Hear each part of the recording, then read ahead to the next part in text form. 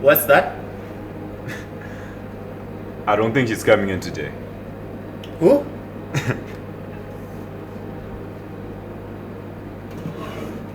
You know what? Just give me the bill. Okay. Yo, bill.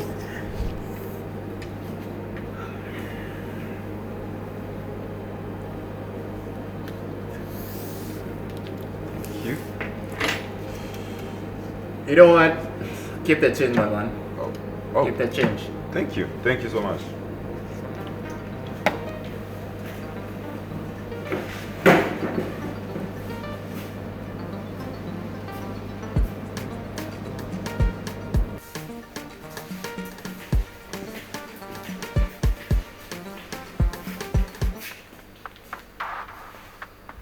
Hey, stranger. You know, I was almost filing for missing persons report. What do you think I drink every day? Maybe 2 days in a row. I'm like an alcoholic. I didn't say that. You look hungry. Are you hungry? I am, actually. Okay. There's a place across the road. Come. Listen, there's a difference. There's a difference between politicians who commit crimes and then criminals who are in politics. Okay. How so? Okay, listen. Politicians who commit crimes, they slip up. They get caught. You see them in the papers. Amateur mistakes. Okay, they lack professional experience. You know? What about the criminals? Oh, the criminals. Now the criminals, they're seasoned. They look the part. They act the part. You never know. Until things start to fall apart. Boom. So, what happens when these two characters come together? The most ridiculous scandals that this continent has ever seen. My God. How ridiculous? Let me tell you. There's this company called Sure Motors that occasionally supplies the government with cars. So in a recent incident, they were supposed to deliver cars of varying descriptions. So apparently they took government officials to view some of the vehicles at a warehouse. The deal seemed to be going fine. Some of the cars were delivered, but the others were not, which was weird because they had actually seen the cars. As it turns out, the warehouse didn't even belong to this company. Can you imagine? Oh, but this company is famous for pulling this kind of thing. Okay? They're running scams all the time, which begs the question, why are they still being awarded these government tenders? You know, they were actually blacklisted, but clearly nobody's reading these blacklists or whatever. I don't know. You know, I think there's a way government works, and a few people understand this. And those who do have a way of manipulating the system. You would be surprised how much they can get away with. But are you saying that that's how it should work? I'm saying, as long as the citizens don't keep the people in power in check, then governments will continue to be run like this, like a criminal organization. Take this guy from Kenya, for example. A few years ago, he was the finance minister. Let's call him Mukuru. Okay. So what did this Mukuru finance do? This story begins 13 years ago. The finance minister, Mukuru, was preparing a supplementary budget. as is expected of him. But when the budget was brought before the House, there was a problem.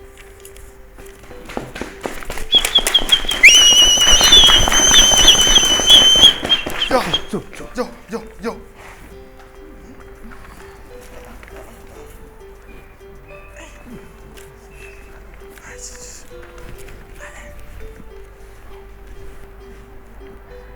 The budget was inflated by 92 million US dollars.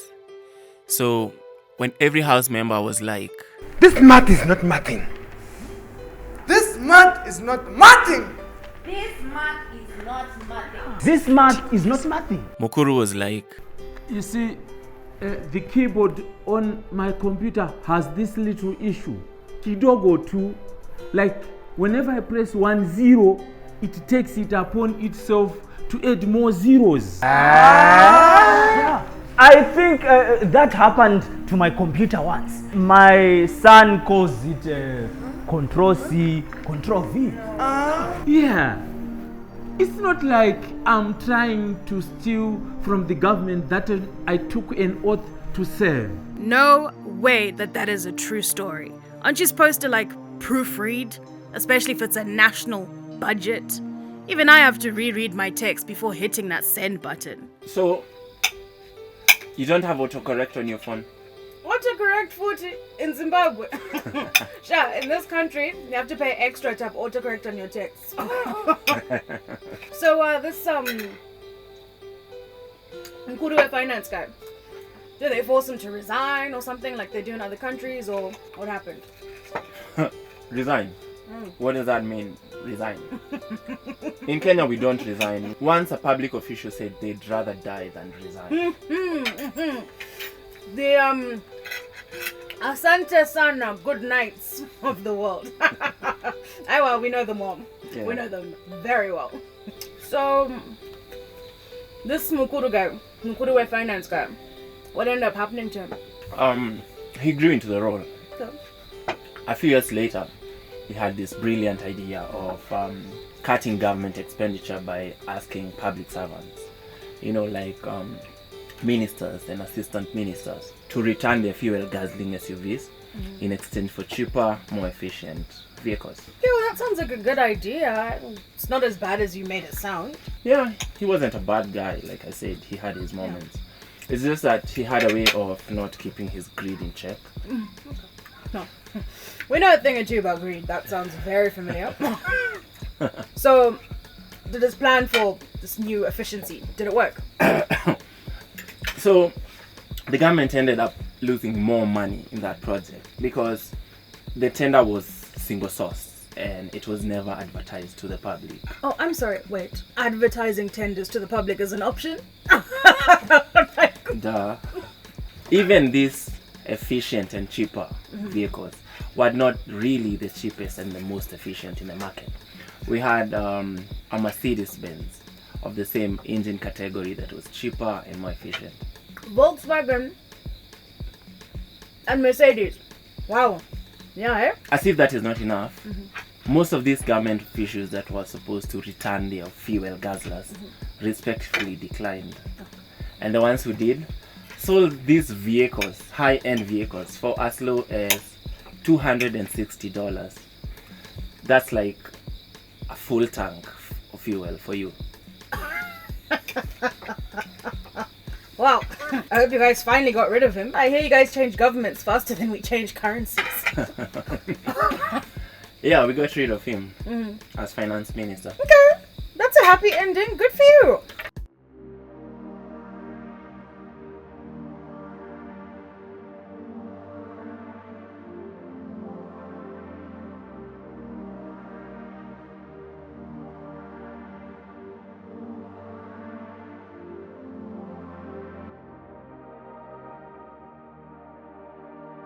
But we elected him president.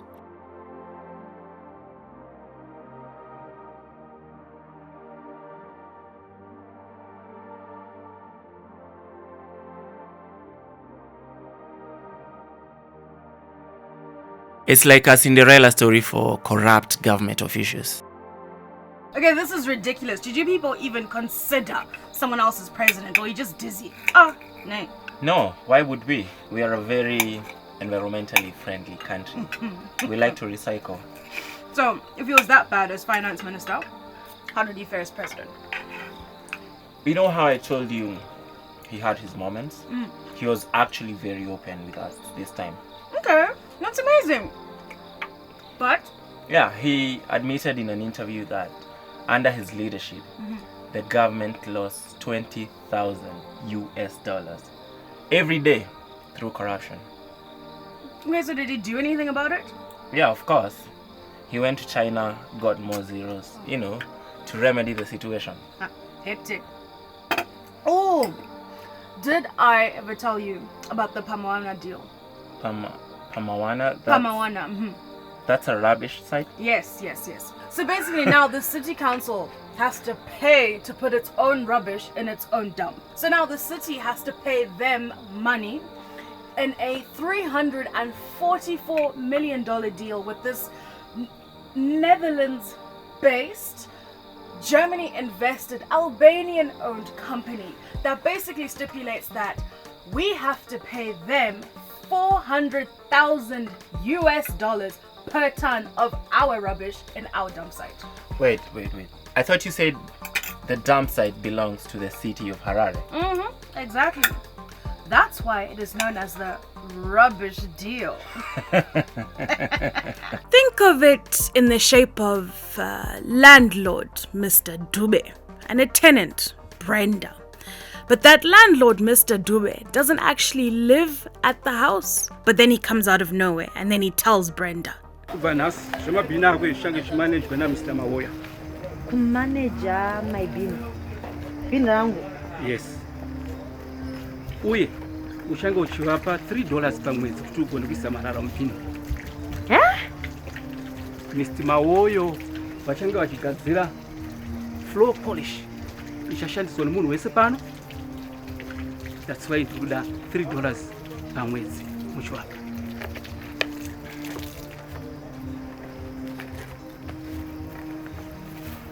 Hatibatsira tete zvataurwa ndizvozvo hapana chinochinja. Kambani inofana kutoti toenderera mberi.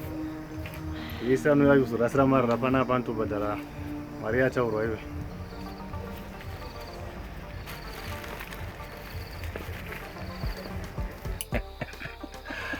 Wow.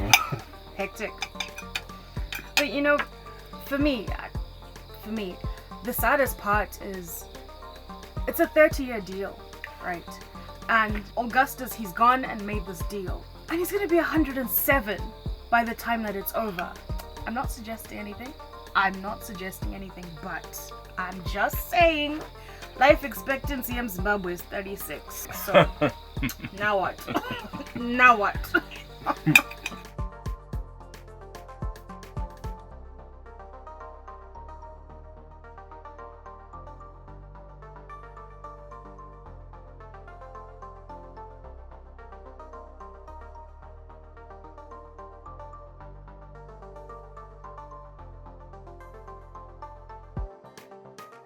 So,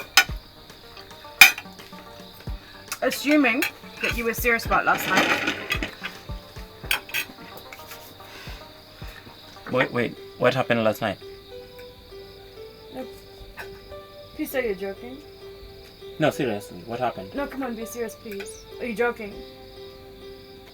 I'm joking, come on. I'm joking. Jokes. Nairobi jokes. These are all of the documents required to start a business in Harare.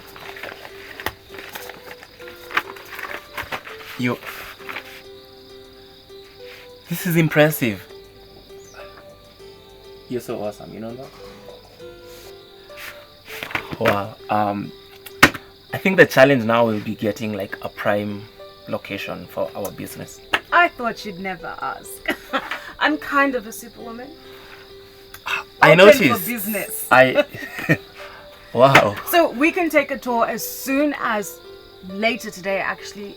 The space is really nice. It's open, it's airy. The rent is actually really fair. The place has huge foot traffic. It's great. And as a bonus, I still have all my old contacts from my other job. And I know suppliers in China who can ship directly to us. Fetchy. No way. You.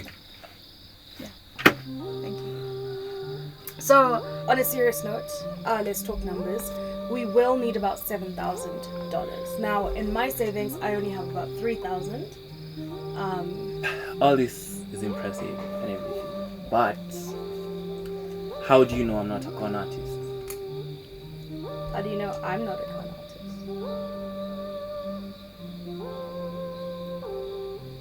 Okay, fine. You win. But for the last time, please. What the heck is Mbinga? No.